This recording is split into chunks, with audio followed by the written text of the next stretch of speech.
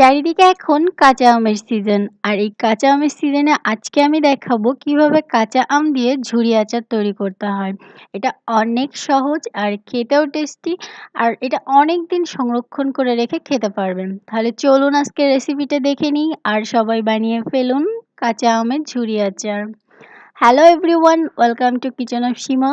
আজকে আমের আচারের পর্ব, চলুন শুরু করি।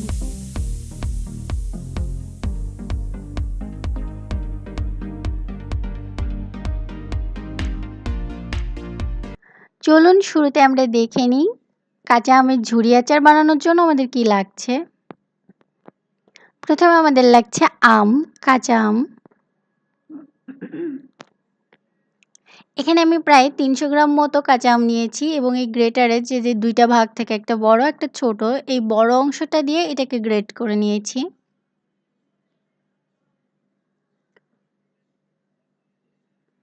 এই দেখুন, অর্থাৎ 300 গ্রাম আমকে আমি খোসা ফেলে ধুয়ে তারপরে এভাবে গ্রেট করে রেখেছি। এছাড়া বাকি মশলা যা লাগছে, প্রথমে লাগছে সরিষা বাটা। এখানে আমি সরিষাটাকে 3 টেবিল চামচ মতো ভিনেগার দিয়ে বেটে নিয়েছি এবং বাটার পরে প্রায় 3.5 টেবিল চামচ মতো সরিষা বাটা দিচ্ছি। কালো সরিষাটা ব্যবহার করেছি। কোনো অবস্থাতেই জল দেওয়া যাবে না, ভিনেগার দিয়ে বাটতে হবে। লাগছে লাল মরিচের গুঁড়ো, আমি 1 টেবিল চামচ মতো লাল মরিচের গুঁড়ো দিব। লাগছে রসুন বাটা 1 টেবিল চামচ মতো, হলুদের গুঁড়ো হাফ চা চামচ বা 1 চা চামচ। এছাড়া লাগছে পেঁয়াজ কুচি। এখানে পেঁয়াজ কুচিটা অনেক বেশি লাগে, আমি 1.5 কাপেরও একটু বেশি নিয়েছি এবং চেষ্টা করবেন পেঁয়াজকে যতদূর সম্ভব কুচি করে নেওয়ার, মিহি কুচি করে। যেহেতু আম আর পেঁয়াজের আচার, তাই পেঁয়াজের পরিমাণটা এখানে বেশি। এছাড়া লাগছে চিনি, লবণ, সরিষার তেল। সরিষার তেল 2 ধাপে লাগবে। প্রথমে এখানে আমি প্রায় 3 টেবিল চামচ মতো রেখে দিয়েছি এবং পরবর্তীতে আরও 2 কাপ মতো লাগবে। এবার এই যে আমগুলো, এগুলোকে আমি খুব ভালো করে চিপে এর বাড়তি জলটা ঝরিয়ে নিচ্ছি। দেখুন, অবশ্যই খুব ভালো করে চিপে নিতে হবে যেন এক্সট্রা কোনো জল না থাকে। এই যে আমি এগুলোকে চিপে নিয়েছি।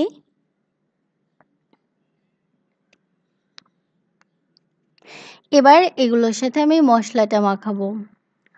প্রথমে এর মধ্যে আমি দিয়ে দিচ্ছি 1 চা চামচ মতো হলুদের গুঁড়ো।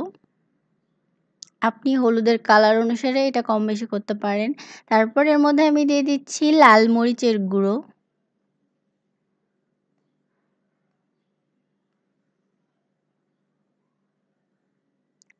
আমি এখানে প্রায় 1 টেবিল চামচ মতো দিয়েছি, আপনি কম বেশি করতে পারেন। এখানে আমি প্রায় 4 টেবিল চামচ মতো চিনি দিয়েছি। আপনি একটু বেশি টক রাখতে চাইলে এক্ষেত্রে চিনির পরিমাণ একটু কমিয়ে দিয়েন।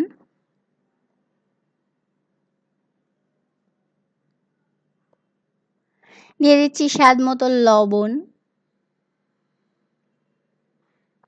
আমি এখানে 1 চা চামচ মতো দিয়েছি।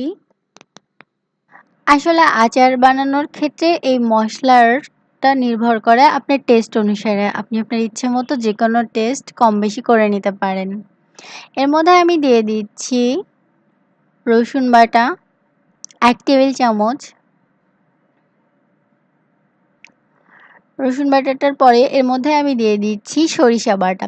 আপনি চাইলে রসুন, সরিষা, ভিনেগার দিয়ে একসাথে বেটে নিতে পারেন। আমি দেখানোর জন্য আলাদা করেই দেখাচ্ছি। এখানে আমি সরিষাটাকে শুধুমাত্র ভিনেগার এবং সামান্য লবণ দিয়ে এটাকে ব্লেন্ড করে নিয়েছি বা বেটে নিয়েছি।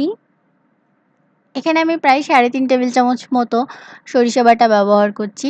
কোনো অবস্থাতেই কিন্তু জল দিবেন না, জাস্ট ভিনেগার দিয়ে। এখানে যেহেতু আমি প্রায় 3 টেবিল চামচ মতো ভিনেগার দিয়ে বেটে নিয়েছি, তাই এক্সট্রা কোনো ভিনেগার ব্যবহার করা লাগছে না। আচারটা অনেক দিন এমনিতেই ভালো থাকবে। এরপর এর মধ্যে আমি দিয়ে দিয়েছি প্রায় 3 টেবিল চামচের একটু বেশি সরিষার তেল। এবার এটাকে ভালো করে মাখিয়ে নিচ্ছি। এবার এটাকে ভালো করে মাখানো হয়ে গেলে তার মধ্যে আমি দিয়ে দিচ্ছি পেঁয়াজ কুচিগুলো।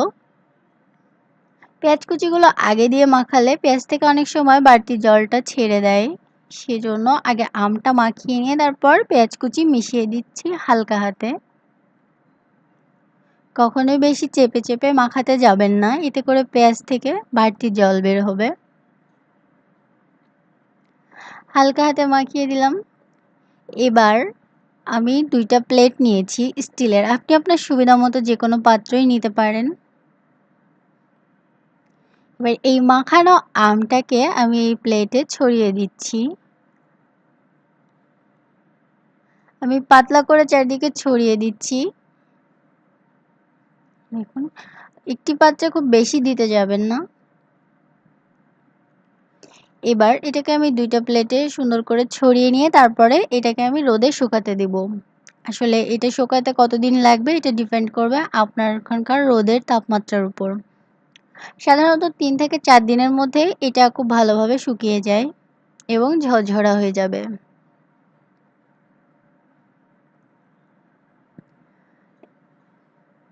এটাকে এবার 3-4 দিন আমি শুকিয়ে নিব। দেখুন আমার এটা ঝরঝরা হয়ে গেছে এবং খুব ভালো করে শুকানো হয়ে গেছে।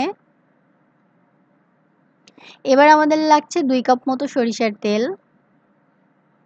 এবার একটি পাত্র গরম করে তার মধ্যে আমি দিয়ে দিব 2 কাপ মতো সরিষার তেল। আপনার লাগলে তেল আর একটু বেশিও দিতে পারেন। এবার একটা কাচের বয়ামকে আমি গরম জল দিয়ে ভালো করে ধুয়ে রেখেছি, এতে করে কাচের বোতলটা জীবাণুমুক্ত হয়ে যায় এবং আচার বেশি দিন ভালো থাকে। তারপর সেটাকে ভালো করে মুছে ফ্যানের নিচে ছড়িয়ে রাখুন। এবার এই শুকানো ঝুরি আমগুলোকে আমি কাচের বয়ামে দিয়ে দিচ্ছি।